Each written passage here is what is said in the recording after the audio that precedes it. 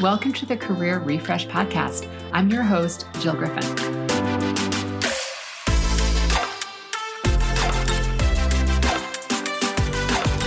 I'm a former media and marketing executive turned career strategist and executive coach. I spent my career working my way up and through the ranks of global organizations and startups, and today I show others how to do the same. Join me each week as we discuss the strategies and actionable steps to leverage your strengths, increase your confidence, and develop your career well-being. Ready? Let's do it.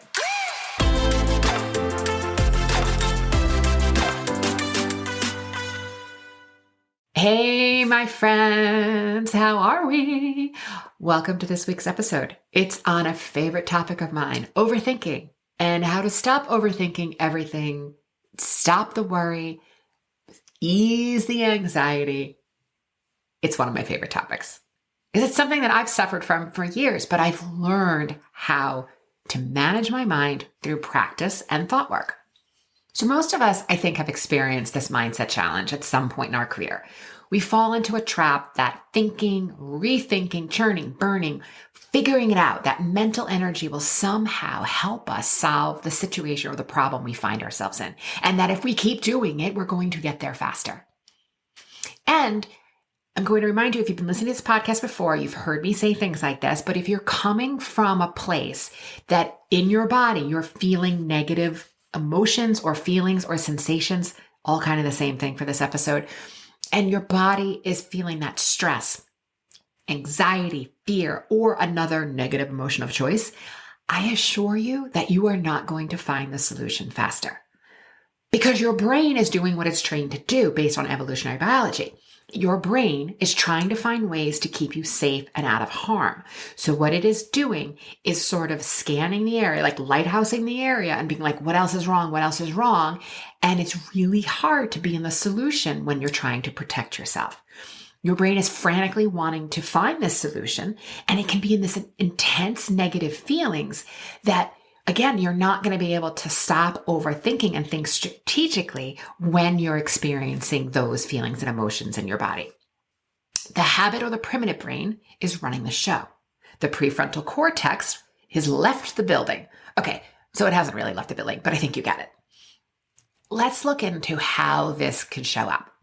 Maybe you're embarrassed by a failure, a public failure, or something you've said, or you obsess for the remainder of the workday, and then you're constantly thinking about what it is that you did, all the different scenarios, and like, good luck trying to be present with anyone after your workday. It could disrupt your sleep. You find yourself maybe having dinner, but you're still ruminating, you're still thinking about it. You're churning in this thought loop about how you could have done it differently and how you need to fix it now. So a client of mine who gave me permission to talk about this recently shared with me that they were in a situation where they had written an email to a client that had some outdated and incorrect information. And they sent it to the client while their boss was in the air on a flight to meet the client. The client completely freaked out and was on a total tear, writing emails, slacking, texting, calling, demanding the new information, demanding the correction and how could this be true, and then demanding the new information, which of course my client didn't know. They had to go and find out. They didn't have the updated data readily available. So the entire length of the boss's 3-hour or so flight, they were filled with such anxiety and shame about what they did, and then now what is going to happen. And their boss, who clearly doesn't have a coach and clearly needs one, called my client when they landed at their destination and also behaved in a really aggressive way, right? It's that chain reaction. The client is behaving this way, the boss is behaving this way, and then it's all falling towards my client, right? Because we think that someone else's thoughts and reactions cause our feelings. And this is a moment just to stop and say, so I'm going to make it a complete exaggeration because I've definitely been in this position before. I've definitely been in a position where someone senior to me or who has authority over me is yelling, screaming, perhaps even I'm feeling their spittle on my face and pointing a finger. And I understand being in that trauma response.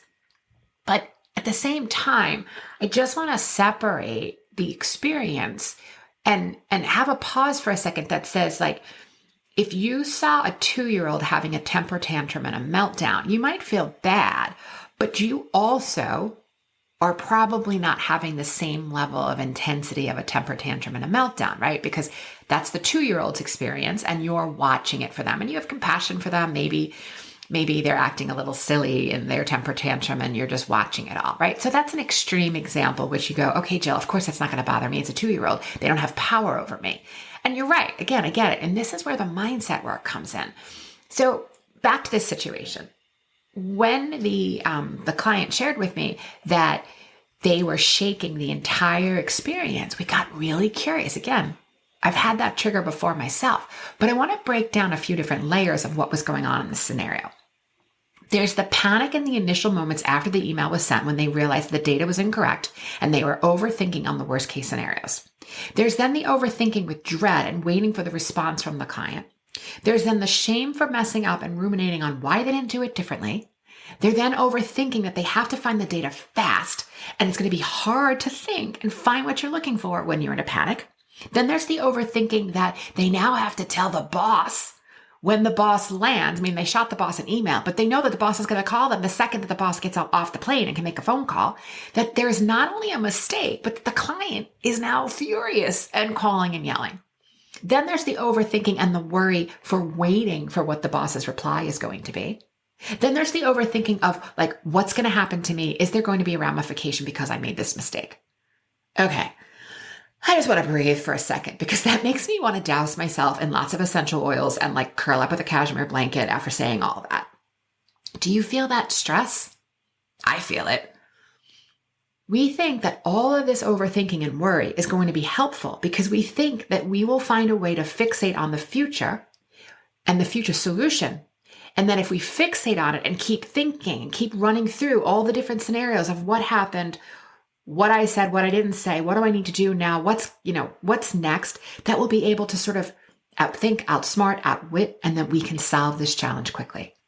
But it doesn't work.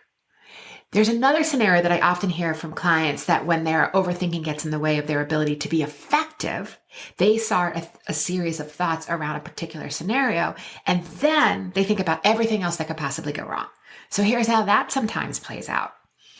The company is expecting a hierarchical change. Oh my God, what's going to happen? There are rumors that they might be job cuts. Again, what's going to happen?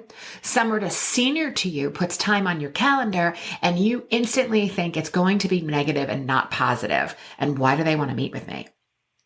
There's an overthinking that I'm not where I'm supposed to be in my career and I'm behind and I have to fix it fast because I have to make up for lost time. And there's also this thinking that, like, it's been a week since I met with the recruiter hasn't called me back, so I must not be the candidate. And then we overthink all the things that we think we did wrong in the interview. Or there's the overthinking that just starts to rev up. That's like this engine, this anxiety hum. That's like, when am I going to get my raise? When is my promotion? When is my time? When do I get the job offer? When am I going to get to lead the project? Right? It's all of these things that whatever it is that you're waiting for, you're working on, you're thinking, why is nothing you're doing working out? And you're in that overthinking thought loop. And I see this happen, this thought loop, and it churns, and it can be any topic that's in front of us, but we keep overthinking because we feel that we're going to figure this out or we have to fix it now. And here's what I know. When I am in a state of panic, of hustle and worry, I know that I should not take action unless it's running from a burning building. I had a doctor years ago who, when I was suffering from like just chronic fatigue, adrenal exhaustion, like working, 90-hour weeks and craziness, where my doctor said to me, Jill, adrenals are for running away from burning buildings, not for building websites. And it's that idea, right? That if you're trying to build from an empty cup, you're not going to be able to be your best self and think. And again, I know you're saying, so then how do I fix it? So we have to find the nooks and crannies in our day to fix it. And I'm going to keep talking about this because I want to be part of the catalyst to change corporate culture. So we're going to get there. But in the meantime, what you can do for yourself while we either work for a company that's more aligned with our values, or we hope that our company, or we could be part of an employee research group to change the culture at our current companies. But I know what I know for sure is that I don't know anyone who has ever produced sustainable results from this frantic hustle, worry, and anxiety. And as I like to say, the universe's will is never urgent. If it's urgent like that, I got to do it. It's a really big signal to myself that I need to pause and check in. At some point when we do that, we start to realize that there's an obsessive mindset, and then there's the part of ourselves, right? So stay with me on it. It's like there's me who's here talking to you, and then there's the me that can look at my thoughts. It's still me, I get it. But when I'm able to be the watcher of my brain, I'm able to pause and see what's happening. The greatest gift that I didn't realize I was giving myself was the training to manage my mind. After my head injury, I studied everything I can get my hands on about the brain. And then I began to test and try what worked for me, from different environments to thoughts, to mindset, to nutrition, different tools and tactics to figure out what worked. And I still have overthinking moments and thoughts, but I can catch it so much faster than when I first started doing mindset work. I just know now that when I get into that state, that is my primitive or the habit brain or the animal brain that is firing off the constant overthinking. So again, there's the thought, and then there's me watching the thought. And I just had to learn how to pause and watch my brain. Here are some of my best tips that helped me watch my brain and stop overthinking. Not all of these are going to work for you, but see if some of them do. Take note of them and try them the next time you find yourself in this state. First is I just say to myself, thank you for sharing. Okay, thank you for sharing. Sometimes it also looks like, okay, Jill, is this what we're going to do to ourselves today? It's not even 11 a.m. and we're already on this train. I talk to myself with a tough love, like a bigger sister to myself. And for me, it's really helpful because it helps me pause and watch my clever brain throw all the obsessive thoughts at me. And I just keep saying, thank you for sharing. Thanks for telling me. This gives my brain a chance to catch up. What I mean by that is when I'm saying and obsessing over thoughts, I'm having a sensation in my body. It gives my body a second to process what is going on, and my brain can then catch up. That is that mind-body connection that you often hear people talking about. If I'm in a place where I can get curious, meaning I'm not in the car or I'm not in a conference room, I'm not presenting on Teams, I can check in with my body and see how I'm feeling. I can allow the sensation versus resist it, which is the only way to get through it, because you can't resist it. It's that beach ball that's going to pop back up. It's going to smack you in the face. It's that beach ball that you push underwater, right? Or it's going to show up in other ways of over drinking, overeating, over watching TV, like scrolling endlessly, or doing all of the above at the same time, right? It's because you don't want to feel what your body is telling you to feel, and then this is the way your brain acts. So really find the way to pause and just identify. You could just call what the feeling is, or you can say, like, it feels icky in my chest. The next thing I want you to do is I want you to separate story from fact. This is where I always say, you got to Marie Kondo everything that's going on in your head and get it on paper. If I don't put it down on paper, what I'm actually seeing and what I'm actually thinking, there will be sneaky thoughts that are going to continue to cause my obsessive thinking. It's hard to solve calculus in your head. You've got to get it down. You've got to look at what you're really thinking and not just think about the couple of thoughts that are that are popcorning up to the top. Then the thing that I do also is I love Byron Katie's work, and she has these 4 questions that I've sort of modified to work for me. But I ask myself, is my thought true? Like, I got to look at each thought. And can I prove that this thought is 100% true? And what would I do right now without this thought? Right? That last question is always the one that gets me out of the overthinking, gets me back into my strategic thinking. And then from there, that confidence and that calmness is when I can get into action. And then I create a completely different result. There are 2 other questions that I find also are really helpful, and that you could ask yourself is like, well, what do I think that has gone wrong here? I realized in the scenario where my client talked about the the email that they sent, right? There was something that went wrong there. But looking at the facts and deciding, is this something that needs to be like a public cancellation on, you get to choose how you want to think about it too.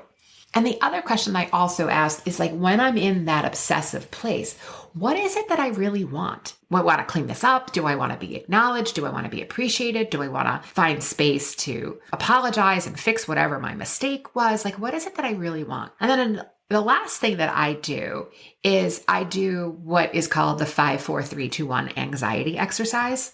And this is wherever you are, again, assuming you're in a safe space to do this. Look around the room, 5 things that I can see, 4 things I can touch, 3 things I can hear, 2 things I can smell, and 1 thing I can taste. And that, again, is a moment to get out of the overthinking and into your body, and things to touch. Again, when you just look at each of them, things to touch could be your articles of clothing, the desk or the chair that you're sitting on, right? 3 things that you can hear, the immediate sounds in the room, the sounds in the next room, and maybe nature noises outside your window. Or if you're in a city, you hear automotive noises. 2 things I can smell, maybe you can smell your laundry detergent or your own bath soap. 1 thing that I can taste might be the coffee that I drank moments ago, or the cleanness of the water that's in my mouth, right? Getting out of your head and just having a moment. It takes seconds to do that. It gives myself time to think. I can process the emotion, and then I can get back into my head and find a solution. Again, you can't be overthinking, be in worry and anxiety, and find the solution. All right, folks. Let me know how you are working through overthinking. You can get me on Instagram. You can email me at hello@jillgriffincoaching.com. I would love to hear how you're doing, what tips you have. And I hope that some of you find these tips and share the ones that you know work with you back with me. Before I go, do you have a career strategy? Are you building one? Building the career you want starts with creating your career identity. I will put the details in the show notes of how to get my 5 steps to building an effective career identity so that you can start this work and start building the career that you're looking for. You may be in the career that you're in and you want to up level. You may be wanting to find another career and you want to be thinking about your identity. Building a career strategy all starts with knowing your career identity. Okay, folks, I appreciate you so much and thanks for joining me this week. I'll see you next time. Hey, thanks for listening to the Career Refresh podcast. If you're enjoying this and you want more information, go to my website, jillgriffincoaching.com. There you can find information on how to work with me one-on-one or my group programs, or even bring me into your workplace. I'll put the link to my website in the show notes. But hey, listen, before you go, do me a favor, rate and review this podcast because it definitely helps me get the word out to people everywhere so that they can also thrive in the workplace. All right, friends, I appreciate you. I'll see you soon.